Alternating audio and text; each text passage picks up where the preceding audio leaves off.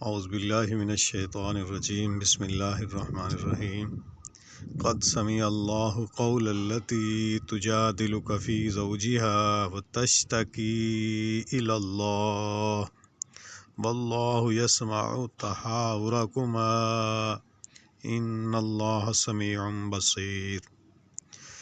یقیناً اللہ تعالیٰ نے اس عورت کی بات سنی جو تجھ سے، مطلب اللہ کے نبی سے گفتگو ہو رہی ہے، جو تجھ سے اپنے شوہر کے بارے میں تکرار کر رہی تھی اور اللہ کے آگے شکایت کر رہی تھی۔ اللہ تعالیٰ تم دونوں کے سوال و جواب سن رہا تھا۔ بے شک اللہ تعالیٰ سننے والا اور دیکھنے والا ہے۔ یہ اشارہ ہے حضرت خولہ بنت مالک بن سولہ رضی اللہ تعالیٰ عنہ کے واقعے کی طرف، جن کے خامد حضرت اوس بن صامت رضی اللہ تعالیٰ عنہ ان سے زہار کر لیا تھا، کہ زہار کا مطلب یہ کہ بیوی کو یہ کہہ دیا، دین انتی علیہ کظہر امی، تو مجھ پر میری ماں کی طرح ہے، ماں کی پیٹھ کی طرح ہے۔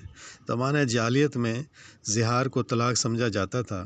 حضرت خولہ رضی اللہ عنہ سخت پریشان ہوئیں۔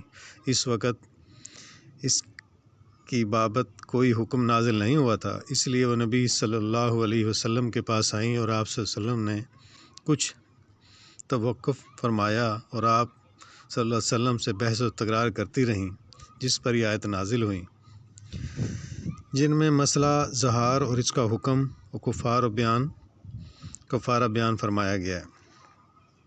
حضرت عائشہ رضی اللہ عنہ فرماتی ہیں کہ اللہ تعالیٰ کس طرح لوگوں کی باتیں سننے والا ہے۔ یہ عورت گھر کے کونے میں نبی صلی اللہ علیہ وسلم سے مجادلہ کرتی اور اپنے خامد کی شکایت کر رہی تھی، مگر میں اس کی باتیں نہیں سن سکتی تھی، میں تھوڑا دور تھی، لیکن اللہ نے آسمانوں پر بیٹھ کے اس کی بات سن لی۔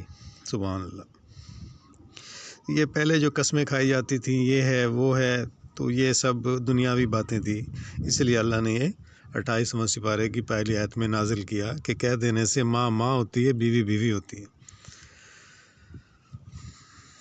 اس میں بھائی ہمیں اللہ تعالیٰ نے یہ بات سمجھائی ہے کہ اگر تم صحیح معنی میں عمل کرو اور حکم تل کا